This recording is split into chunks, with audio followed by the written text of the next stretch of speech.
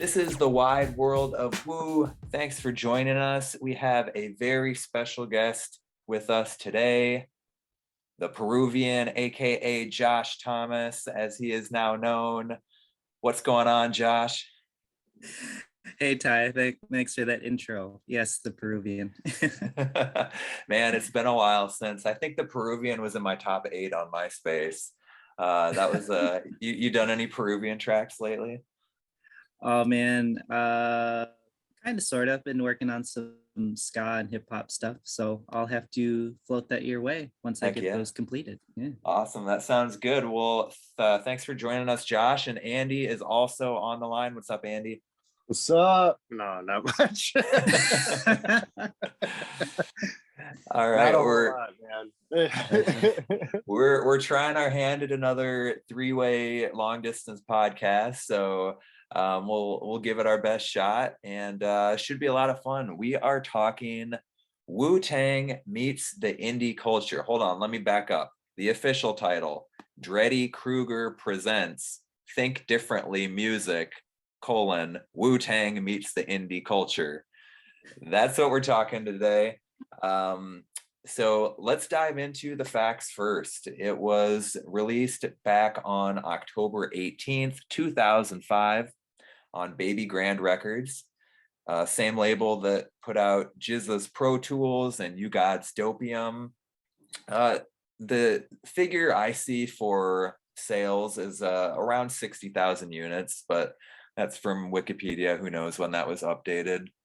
So there are 19 tracks on the CD or the digital version, and 20 tracks on the vinyl release, with a bonus track called O, narrated as many of the tracks are by Jim Jarmusch. And yeah, that's about it for the facts around this. No videos that I'm aware of. Did either of you happen to come across any videos for this release?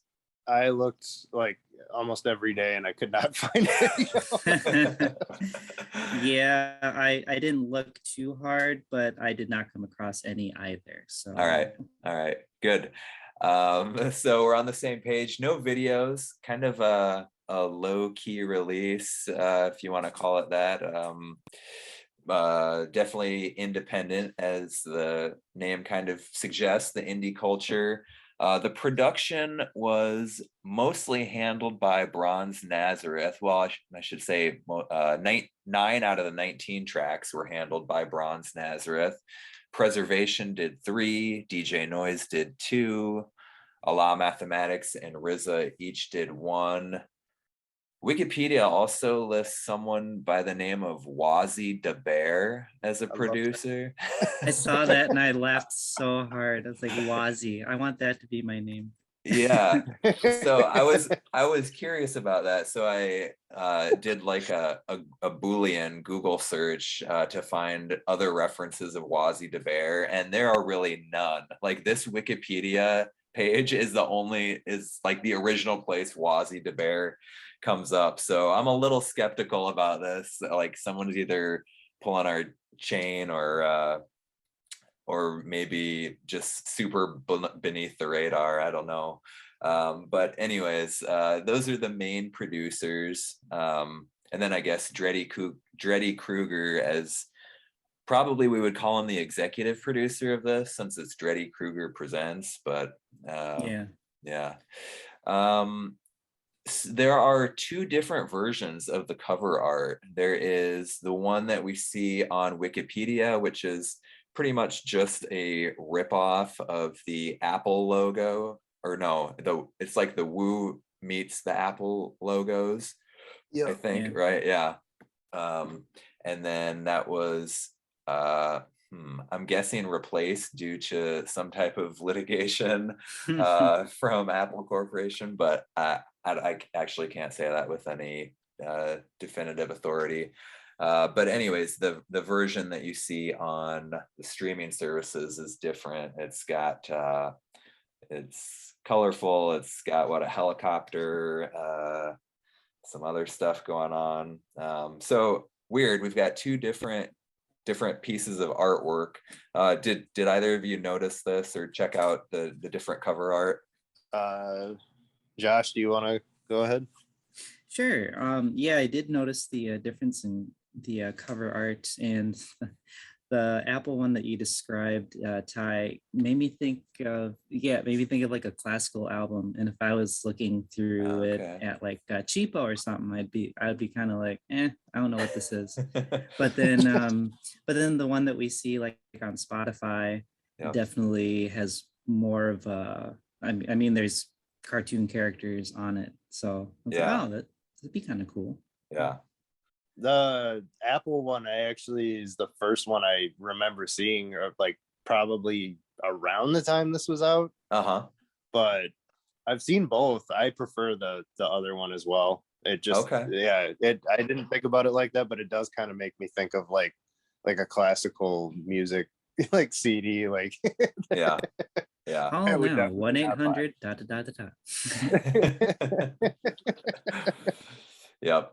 Yeah. I same thing for me. The original was the first one that I saw when it popped up around the time of the release with the Apple kind of what would you call that, parody or inspiration or ripoff? But it's funny to think about like if they had to remove that because Apple was being like litigious, because I've heard that Wu is getting a little bit more protective of their like what do you call it, intellectual property and logo, and so it's like the tables have turned. But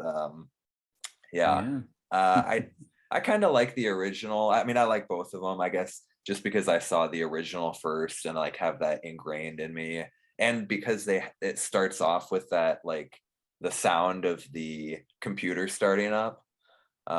It just reminds me of like, you know, it fits with the theme. And Think Differently was like the Apple motto at one point, wasn't it?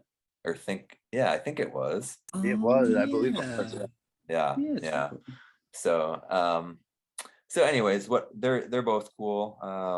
The second version with like the cartoon characters kind of ties in with the second version, or the second like the sequel volume. The second volume, exactly, the second volume, the Wu-Tang meets the dubstep, or what's the official title to that one? Something about meets step. Wu-Tang meets the indie culture, enter the dubstep.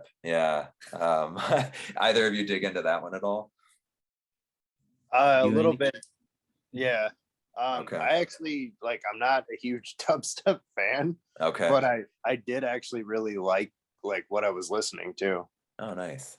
I've listened to this one the most, I would kind of actually, after hearing a little bit of it, I was like, dang, I want to go back and listen to this, but I had to make this more of a priority. So yeah.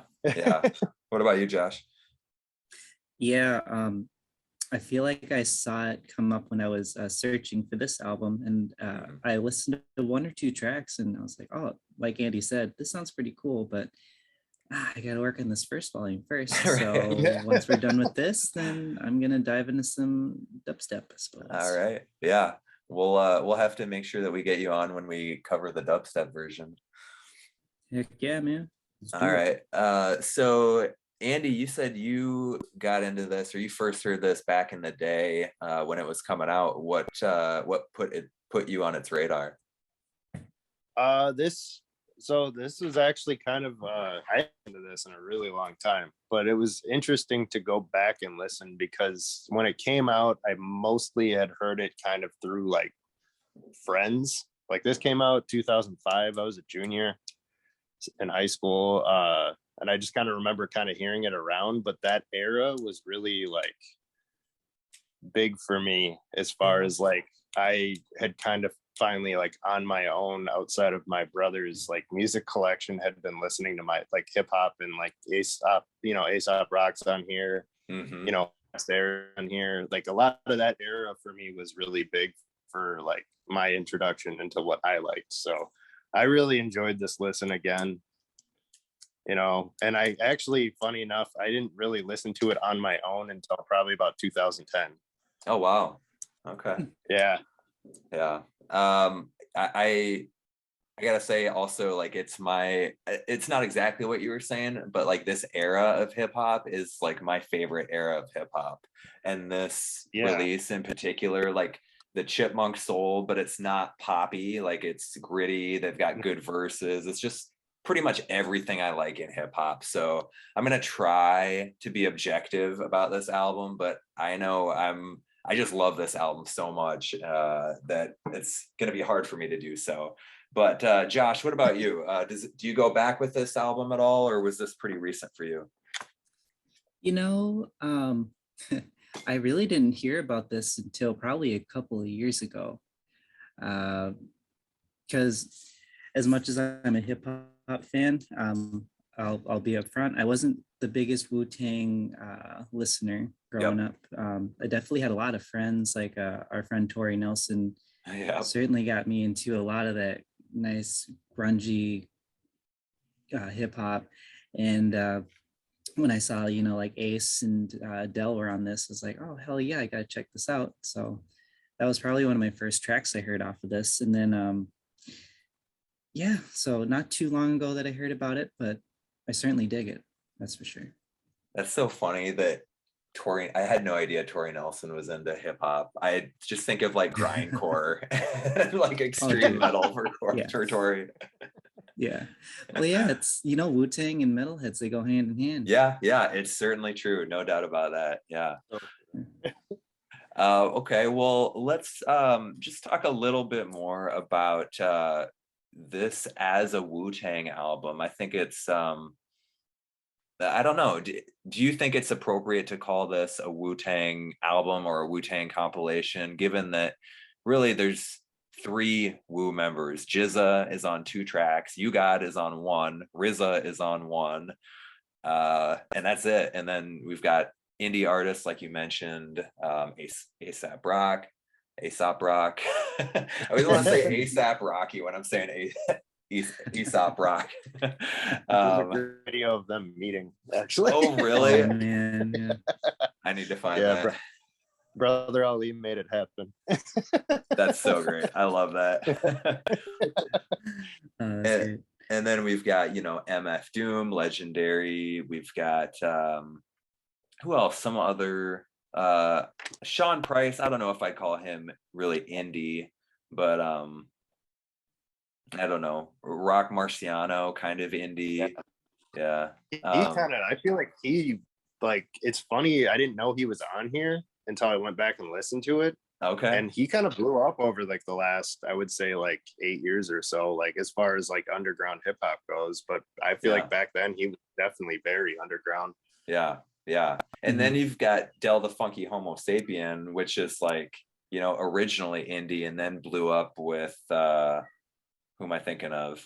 Gorillaz? Yeah, Gorillaz, Deltron 3030. Helped him, yeah. Sure.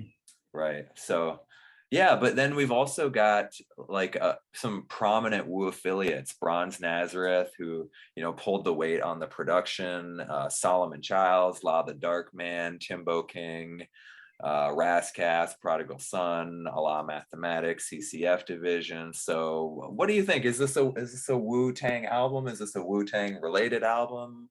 What do y'all think?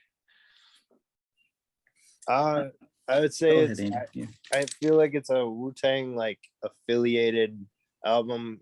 I feel like I was thinking about it. I was like, Wu-Tang like was like an underground like group and sound that blew up, and I feel like they just like they extended their hand to like the underground culture that was happening, and they were like, all right, you guys like do your thing. Yeah, in a way. I mean, it probably didn't go down like that, but that's how I like to think about it. So. Yeah, it's interesting. like looking into Dreddy Krueger's history, since he was an A&R for most of the Wu-Tang members, and he runs Think Differently. For me, having listened to it, it kind of felt like he had this really cool idea, and he like hit up a bunch of, well, he got the couple of Wu-Tang that he could get, and then kind of sent out a memo of like, hey, who would like to do some B-side Wu-Tang beats? And so I don't know. Affiliated for sure, because he works with them, but right. Yeah, that's a good point. Actually, sorry, Josh, go ahead. You just answered a question for me, because I feel like we've talked about who's Dreddy Krueger a few times on the show. Yeah. And I'd never really known until now. I thought he was just a made up person. Yep. Josh dropping knowledge despite allegedly not being a woo head. Yeah. Cracking those eggs everywhere I go. I love it. All right. Well, anything else on this overview before we dive into the beats, bars, and top tracks? I don't have anything. You got anything, Josh? No, I think that was pretty well covered. All right, well, let's do it, starting with the beats and exploring some of the samples, the energy, the rhythms. I just, like I said, so much good chipmunk soul on this, lots of great strings, soul samples. I honestly don't think there is a song or a track for beats that I don't like on this album. I think they're all quite strong. Even like the ones that I wouldn't gravitate towards normally, like I don't usually like bluesy type beats, but that track slow blues, the track Slow Blues, just love the organ, the guitar, the harmonica, like they all work together so well. I get that beat stuck in my head a lot. The Street Corners, I just love that whole song, like beginning with the sample, like the audio clip about standing on street corners, and the sample in that, the rich texture, the strings, verses. I love the keys on that. And Give It Up is maybe one of my favorite, has kind of a mutating melody that like changes a little bit each what's the word I'm looking for, each measure. So it's really, really hard for me to pick a favorite for production. But I would give this, I won't say it's a perfect 10 for production. I just really, really like them all. So I'm going to give it like a 9.4, 9.5 for production for my score. So what are your takes on production, Josh or Andy? Why don't you go ahead, Andy, first? Oh, okay. I pretty much agree with everything you were saying. Like, as far as the beats go on this record, they're really good. Even the intro is awesome. Yeah. Lyrical Swords, that beat, I've always loved that beat. I love the way it breaks up and just kind of like feels disjointed, and the way it works with the flow and everything. That's a great start to the compilation or the album. Man, yeah, so good. Yeah. And Slow Blues, yeah, that's great. I'm trying to think here. Oh, Give It Up. I actually, funny enough, the next year of high school, I got the first R.A. the Rugged Man album, and that's on there, and I forgot that it was on here, and I was listening to that, like, yeah, it's such a great beat. That sample is so good, and it's just kind of got that, like, it's got like it almost sounds like a 70s TV show like beginning. yeah. Yeah, that's a good way to put it. Yeah, I would say all around my overall score for this whole album as far as beats would probably be about a 9.5. Okay. I'm not disappointed by any of it, honestly. Yeah. Does that Rugged Man, that R.A. the Rugged Man track, is it the same, or are any of the verses different? No, it's exactly the same. Okay. Yeah. Interesting. I wonder how that worked, like if you had to get the rights for that or what. He must have. I think he just needed material because his whole like story is that he pretty much got blackballed out of the industry, and then he was on Raucous and like had a really hard time coming back up. And then by the time he had his album out, he was basically just like trying to get all the material he could. Okay. Yeah. Interesting. Well, good for him. He got a good track. Yeah. All right, Josh, what you got for bars? So sorry, right. Josh, what you got for beats? For beats, you know, I'm gonna be the other side of this. I listened to this album a couple of times. First for the production, and then for the bars. As far as the production goes, honestly, it kind of feels like he was kind of loose with his beats. I like a lot of them. Like probably one of my favorite ones is like you said, Street Corners. That whole thing. Yeah. It's kind of like a chill beat. Yeah. But that intermingled with the lyrics. Oh my gosh, it's a huge song. Or just how they use the ever classic. We'll have like some strings flowing throughout, and that'll intermingle with some horns to kind of level it out. Yeah. Or anything like that. But it feels like he could have. I don't know. Some of the songs I felt like went a little long. I think he could have kind of cut him short. I'd say average song length is like over 3.5 minutes or so, probably. 3.5 to like 4, something like that. Which is well and good, but sometimes I feel like he was kind of pushing a little too much. But so as far as the score goes, I'll give it an 8.5. Okay. Fair. So are you not as much into Chipmunk Soul in particular, or just like these particular beats were like meh? Oh, I love the Chipmunk Soul. Oh yeah, honestly. Like I like the production work. I just kind of feel like it was a partially rushed job on some of these. Some of them because he could have used a little more structure. But we can discuss that a little further. So. Yeah, no, that's a fair point. It is like, it feels like they're good beats, but they're kind of basic in their structure. There's not like a lot of twisting and turning for the most part. It's like they just laid down the beat and were like, all right, go for it, rappers, do your thing. It was actually a really good point. I actually didn't think about that until just now. Right. Yeah, I can only think of like one time where one of the MCs like really like picked a certain spot. I think it was J Live on Give It Up after he like comes back at R.A. the Rugged Man for calling him just a rapping school teacher or whatever. He uses the beat a little bit, like where it's pauses or something like that. But it's for the most part like not they're it.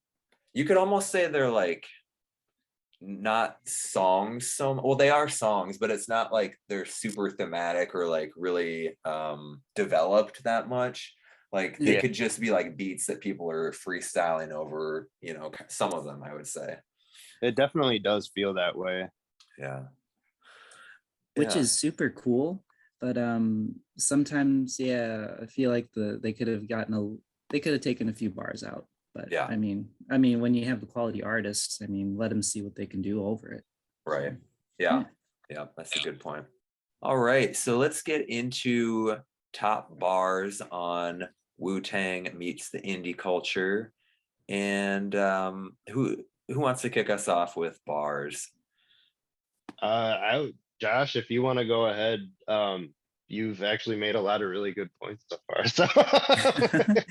Okay. Well, I feel kind of bad because I know you guys actually really like this album a lot too. And when I first heard the idea behind it, like I said, like Aesop was one of my favorite artists in middle school and high school.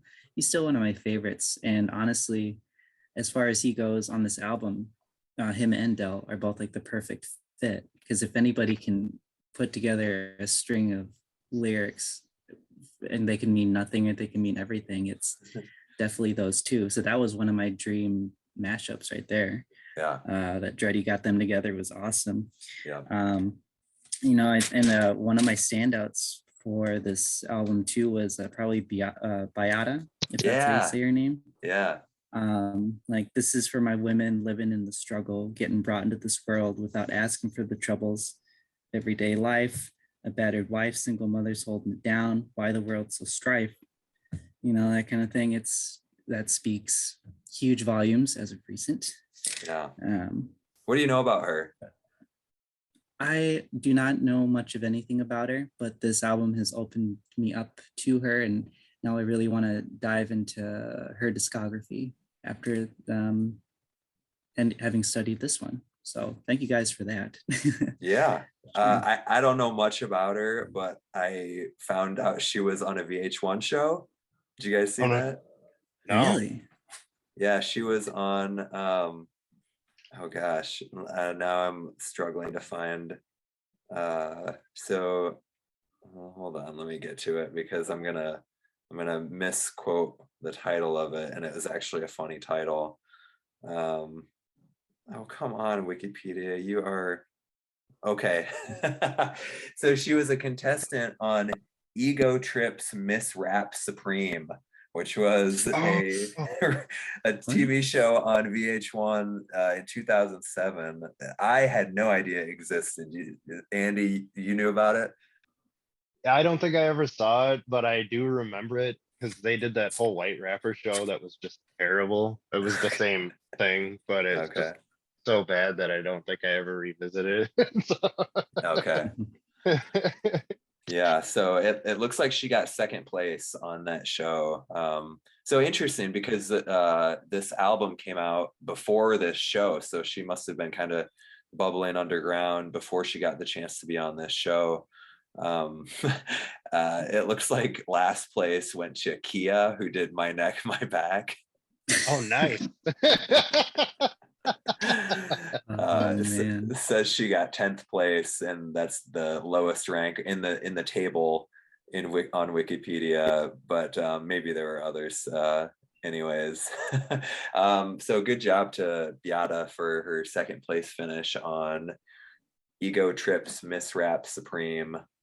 All right. So what else? Anything else about the bars for you, Josh?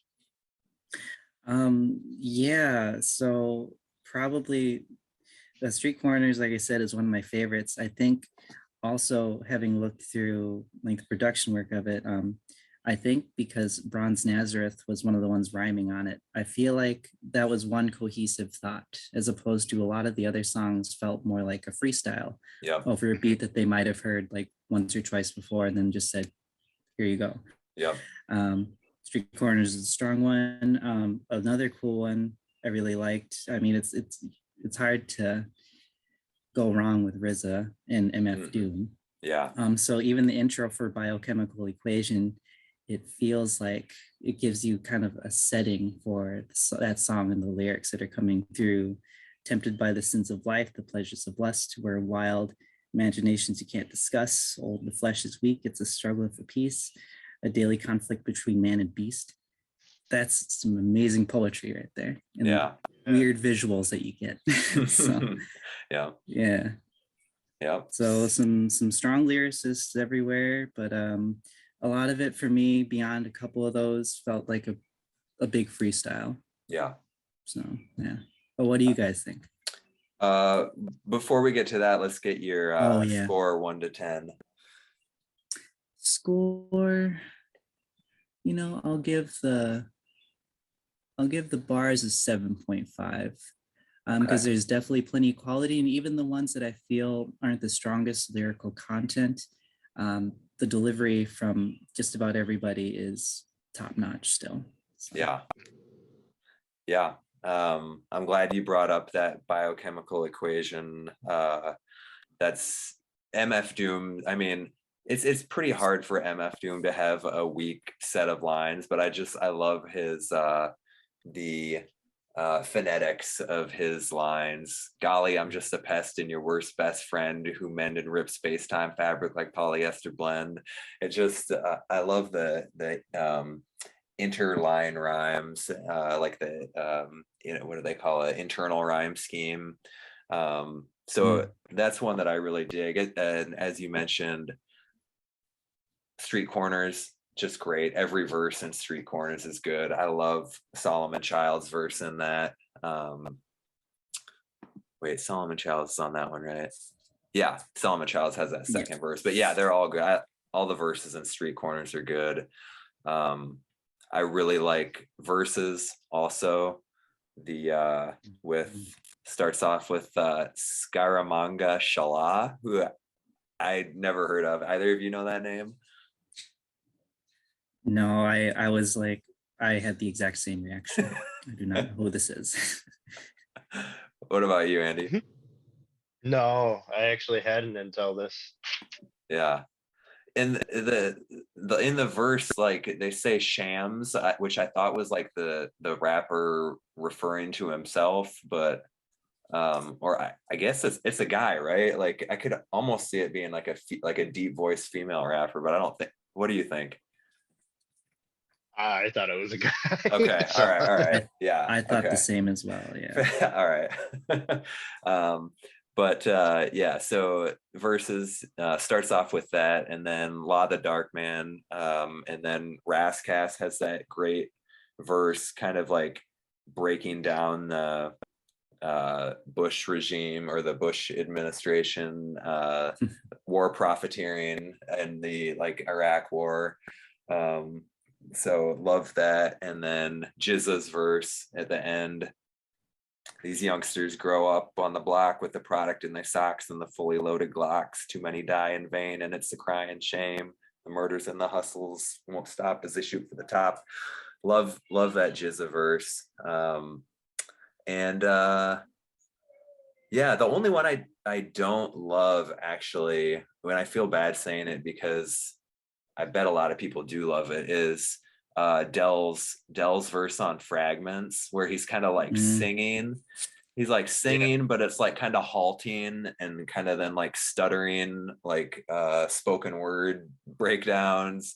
And for some reason, it doesn't do much for me versus the other tracks. So I agree with your observation, Josh, on it being more kind of like freestyle bars, not really cohesive songs or lyrics. But I tend to like those a little bit more. I kind of like the free associative stuff. So for me, I'd say I'm gonna give it like an 8.6 for bars. So that's my assessment. What about Andy? Well, that's this, as I've said in the past, this album is incredibly barred out. Like more so than a lot of the other ones, honestly. Yeah. And I do agree, it is very much like free flow. Like, but to get started, I would say the second track, but the first like actual track on the album, Lyrical Swords. Yep. That one always grabs me. The beat grabs me, but when Jizza comes in, it's like, holy shit. Like just the way he comes in over that beat so hard, you know? Yeah. Oh yeah. And yeah, I love that track. As far as the bars go, especially his first verse. What else? I like Still Grimy. It's yeah. It's a cool beat. It's a cool I like the way that You God comes in, and I like the fact that like he's on that with John Price, who just goes for the throat like every time. Yeah, I was gonna say he feels very antagonistic in his lines. He's like, I'm gonna steal Wyclef's car or something like that. Yeah, it's like yeah. And he held his own with Sean Price, which isn't easy, honestly. I've heard some stories about that guy. So okay. Yeah. Just as far as like he can take down just about anybody as far as like lyrically. Yeah. He's definitely a battle rapper. Yeah. Obviously Preservation. I love that for the same reasons that Josh was saying. It's just a perfect meld of two different people who have these really oddball styles. Yeah. And it just works so well, and it is kind of a dream come true in a way. And And I mean, it's definitely like it's fun to hear too because it's like Aesop doing like a braggadocio rap, which he doesn't really do. Yeah. Yeah. So that was kind of fun to hear too, and I love that track. Yeah. Love the beat on that one too, which I Those, forgot to mention. yes, Oh that yeah. is a great beat. And it's one of the ones that works well, like even though it is kind of like a freestyle type thing back and forth, it does work really well as far as like song structure because they happen to cut it out at the right time. Yeah.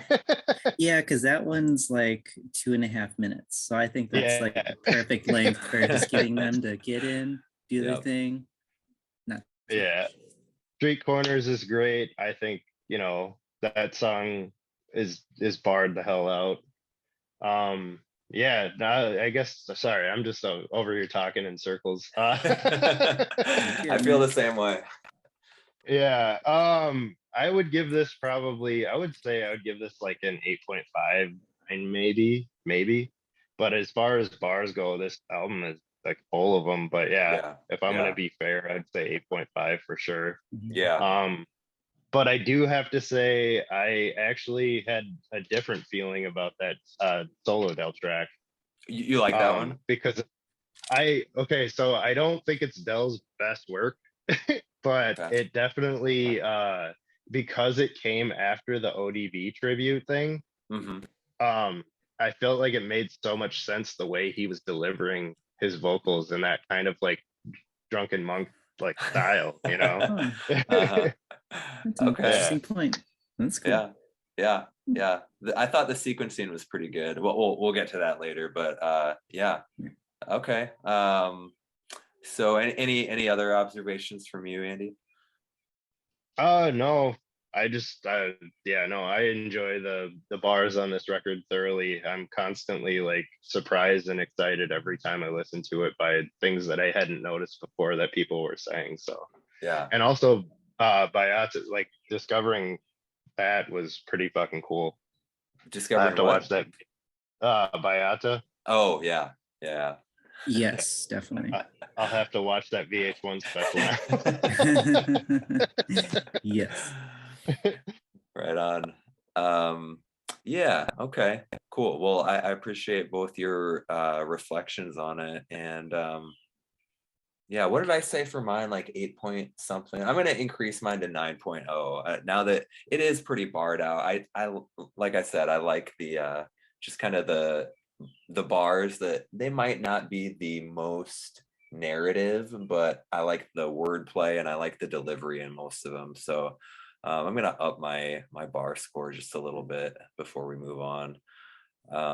But with that said, let's move on and let's get to top tracks. So we're going to choose one personal favorite and talk about what others were considered. So who wants to kick us off for top track? I've been thinking about this so much and it's so hard. Josh, go ahead. I think I'm gonna keep Street Corners as my top one. Yeah, I guess I am a really lyrically based.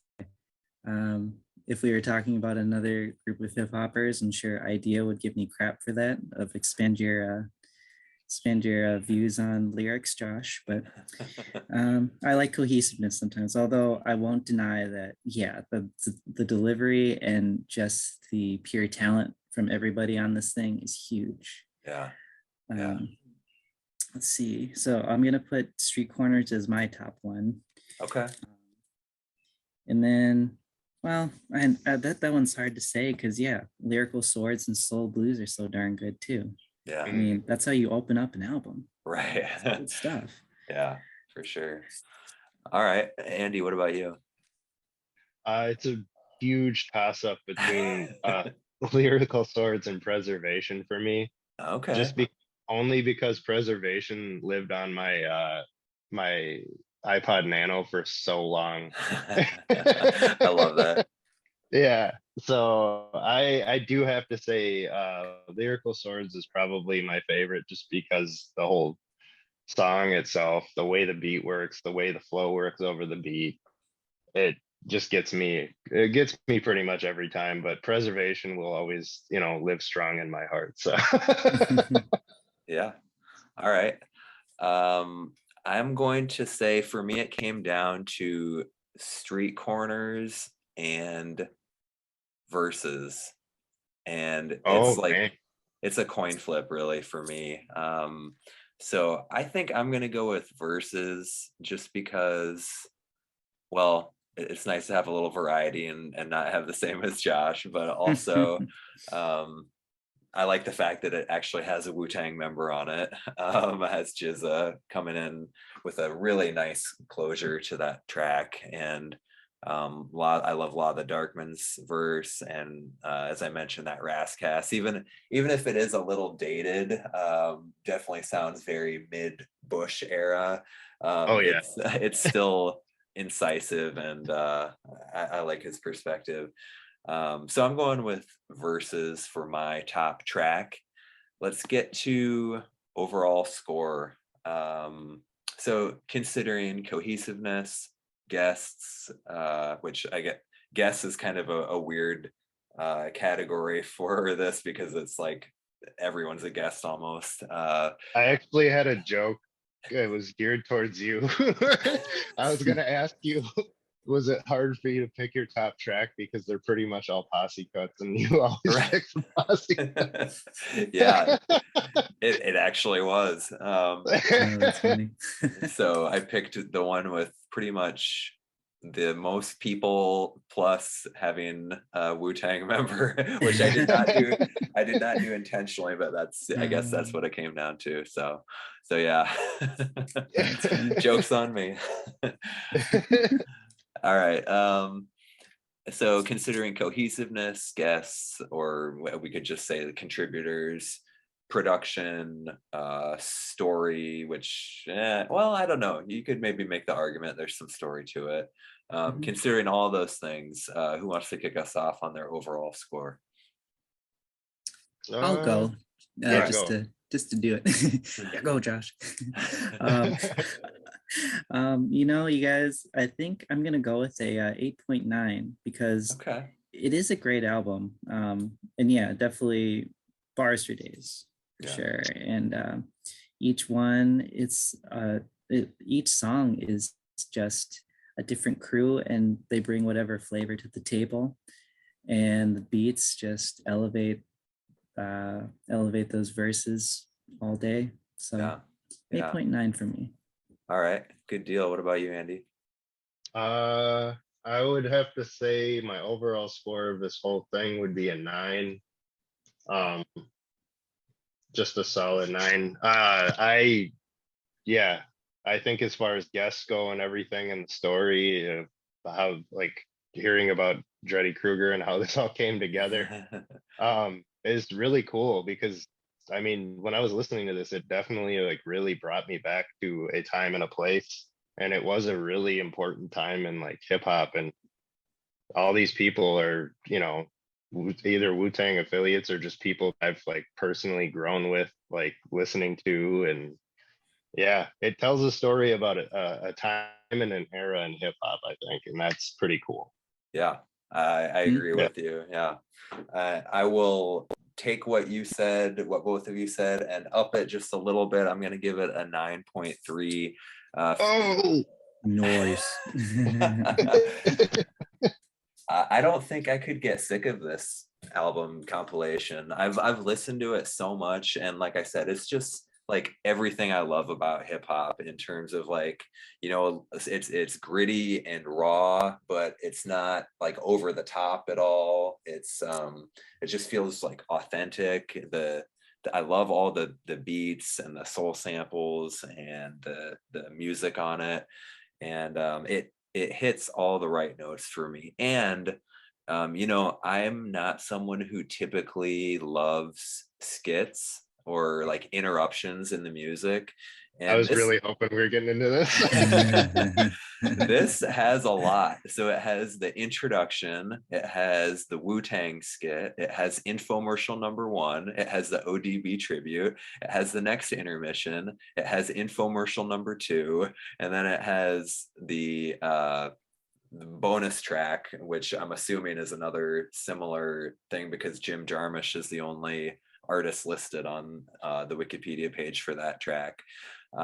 So all that said, I typically would not like all these interruptions, but I love every single one of them. They're all unique. Yeah, they flow really well with the whole thing. Exactly. Yeah. They really tie it together nicely, starting with that like computer sound, like the Apple computer sound, and the like rich music. And I love the tone or the quality of Jim Jarmusch's voice as he says the quotes that he does. He quotes like Ohidi Manuel or some Ohidi Manuel and Johann Sebastian Bach.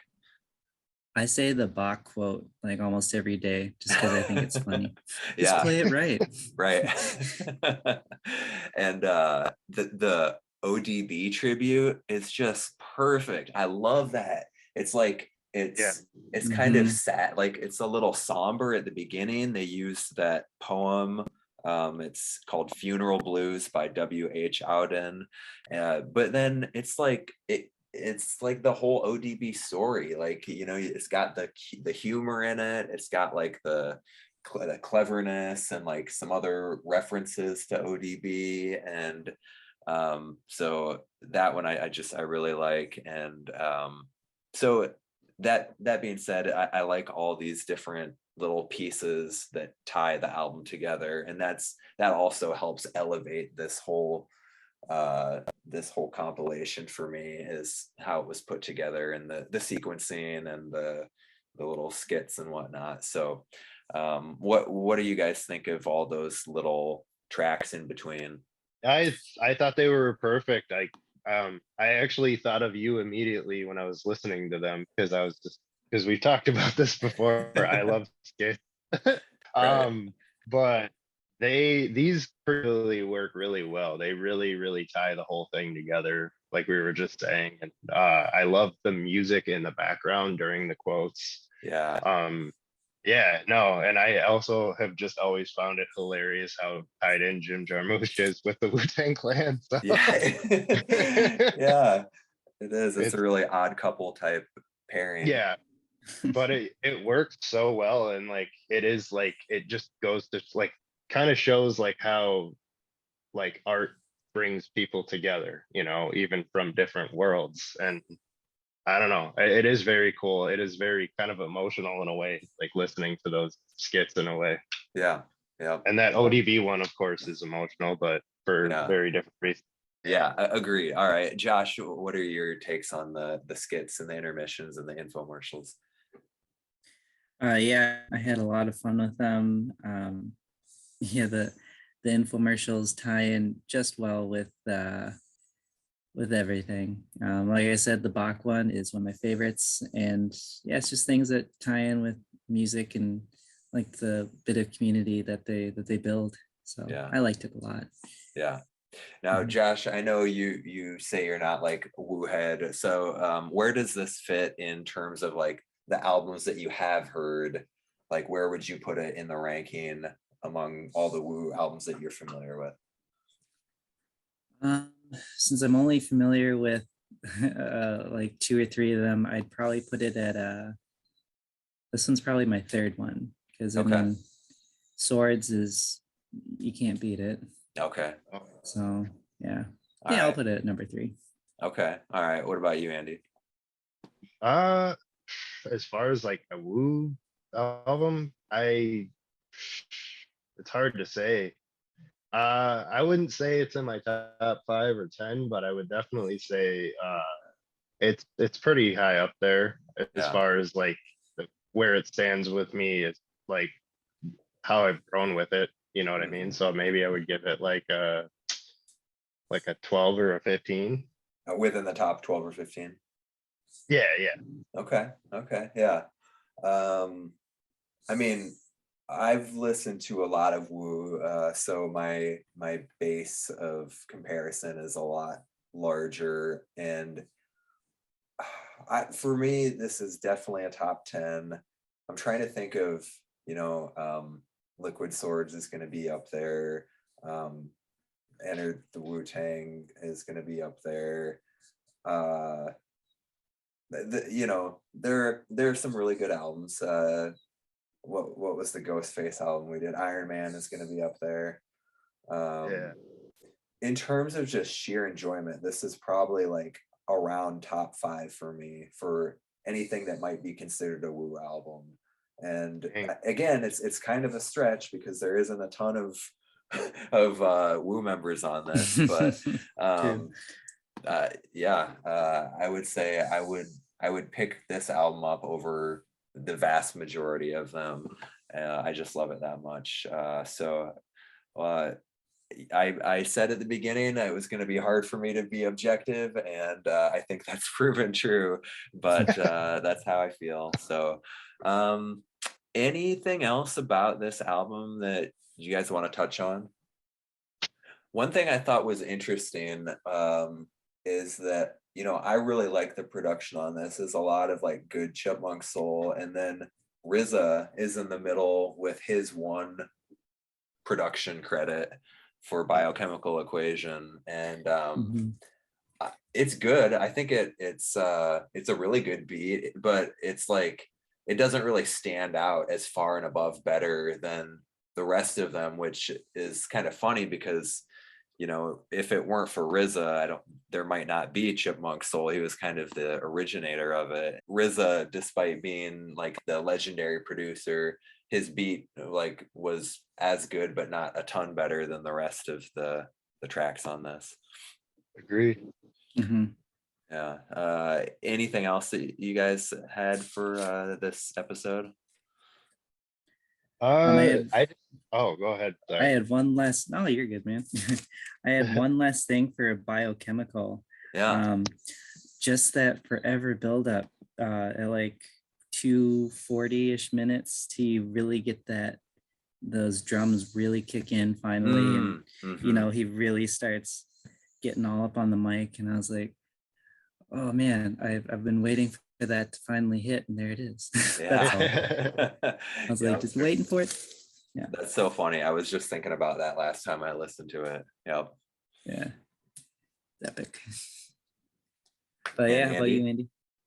I didn't have anything too crazy to say. I was just gonna kind of like go back to saying like how I was saying that solo Del track kind of reminded me of like the spirit of like ODB. Like, you guys kept talking about like street corners, and I forgot one of my things on that track that I had listed was that it kind of reminded me of like, you know how like Ghostface does like the emotional kind of thing, where he's like almost cry rapping. Like that's what that song kind of reminded me of. It was like the spirit of Ghostface in that song, you know. Okay. Yeah. I thought that was I thought it was cool. Like, I don't know if it was intentional that they maybe, I mean, obviously it's a Wu-Tang affiliated album, but they kind of like, they brought that feel into it in certain tracks. And I thought that was really cool. Yeah. Interesting. That's a good, really good observation. Cause I mean, it was definitely like well, at least ODB's death was really fresh, like a year earlier or so, maybe less than a year from when this was released. So that I'm sure there was like some emotion that bled into this. Yeah, it's just kind of cool how they like, it doesn't feel like a Wu-Tang album, but there's things about it that make it feel kind of like, like like it's touching the Wu-Tang Clan. Yeah, for sure. Yeah. Well, I guess I had one last thought, and then let's hear it. I know we're getting close on the time thing. We brought up when this came out, 2005. You know, we didn't have streaming services and everything yet. So the way to help get your name out, like for Beata, would be to get on maybe a Wu album or something. And if they gave them their chance through this kind of a thing, this is how you promo yourself. There wasn't near as much like internet. There was MySpace and stuff, but no real streaming services. So I hadn't considered that until we were talking. Yeah, absolutely. I mean, it's funny to think back to that era. I mean, my first encounter with it was at the college radio station where I was DJing, and it was like they sent a promo like all labels do, trying to get radio play. But it was definitely like, there was something about it where it was like, I think they had like printed the cover on like a dot, not a dot matrix printer, but like, you know, it wasn't like screen printed or anything. And so they were just like really trying to get this out there. And like, you know, this was good exposure for a lot of those MCs. So Sure. yeah, like a great opportunity to get on a Wu release that, you know, Yeah. I think a lot of people like this. I remember mentioning this album back in like 2009, and not expecting people to really know what I was talking about, and them being like, yeah, this is like a great album. You know, I think it was kind of the heyday of like maybe uh Aesop rock, like kind of starting to get going, and Dell really going. I think like those two in particular probably helped really get this album off the ground. I don't know. What do you guys think? No, definitely. Like I keep flipping through my pages and I keep like seeing names and I'm like, these are all people that I like started, not all of them, but some of like Planet Asia I didn't discover until probably like 6 years ago or something.